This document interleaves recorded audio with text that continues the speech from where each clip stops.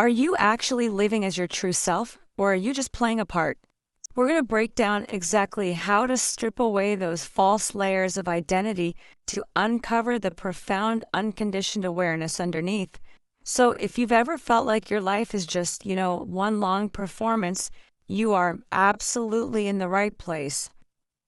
Okay, let's just dive straight into this.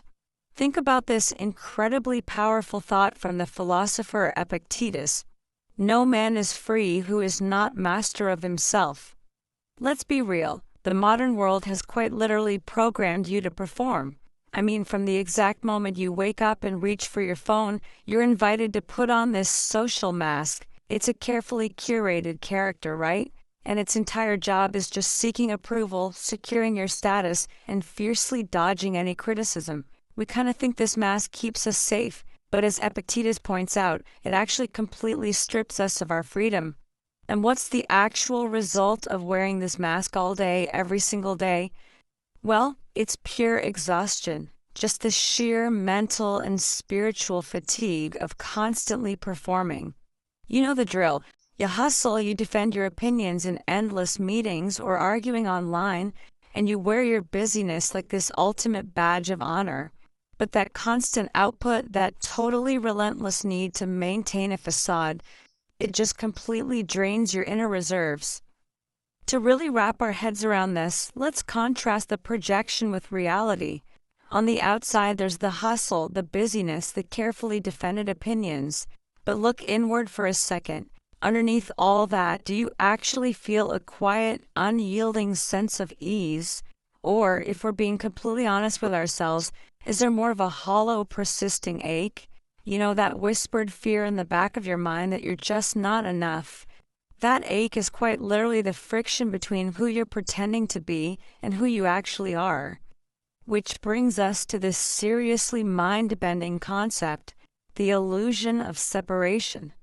In the spiritual classic Vedanta for the Western world, author Christopher Isherwood was hit with this really disconcerting truth from his teacher. He realized that this whole idea of Christopher Isherwood as some separate, isolated individual, it was largely just an appearance. He was basically this constellation of impulses, monkey mimicking the social behaviors of his community and parroting their intonations.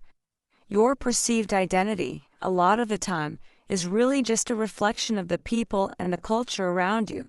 So that leads us straight to egotism. Now, we usually think of egotism as just straight up arrogance, right? But actually, scratch that. It's more like a false assertion. It's the belief that says, I stand apart from everything else in this universe. But the truth is, you simply don't. Every living creature is profoundly interrelated.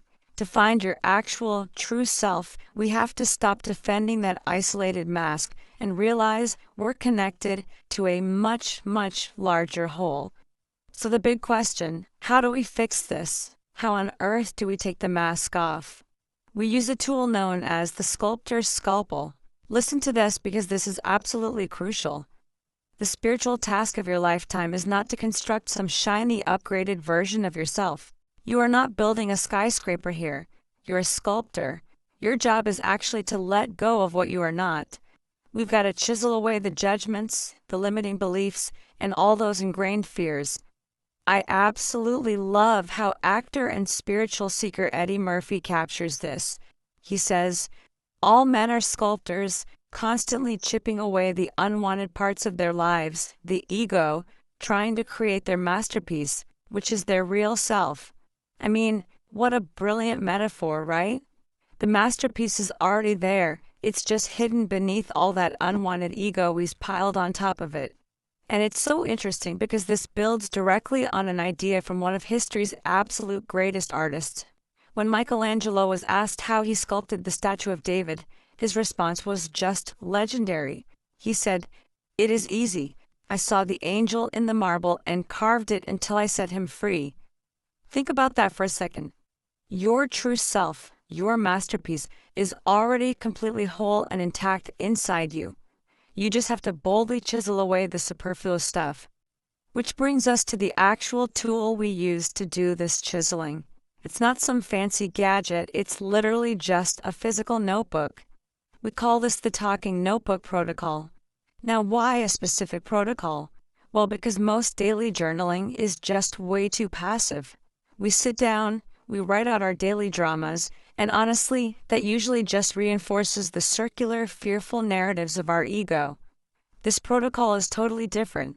It's an active, dialectical technology of the soul. Think of it as a non-judgmental friend that completely externalizes the thinker in your head. So let's break this down into a highly actionable framework. The protocol is built on 3 clinical steps. Step 1, establish somatic presence. Step 2, the daily dialogue Sentinel. And step 3, cognitive externalization. This active framework is specifically designed to interrupt and shatter those fearful narratives that just loop endlessly in your mind. Let's look a little closer at how each of these actually works. Okay, before you even uncap your pen, you have to nail step 1, which is establishing somatic presence. You close your eyes, you take 3 deep breaths right down into your abdomen. You actually try to feel the tingling energy field of your inner body. You literally have to step out of your thinking mind and become what we call the silent watcher. Because here's the thing, if you try to write from a place of anxiety, you are just feeding the mask. You absolutely must ground yourself first. Once you're fully grounded, you move on to steps 2 and 3. You start by just drawing a physical line right down the middle of your page to create a cognitive externalization matrix. The left side becomes the ego's tape, and the right side becomes the true self's affirmation. By physically dividing the page like this, you are actually visually and physically separating your own observing consciousness from that frantic, non-stop chatter of your ego. Let's see how this actually plays out in practice.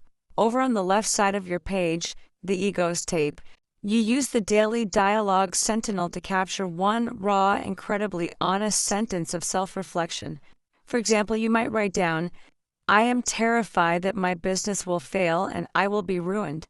You literally put those replaying fears on the paper, and then, right there in the moment, you take your pen and you physically cross it out. Next, you jump over to the right side of the page, the true self's affirmation.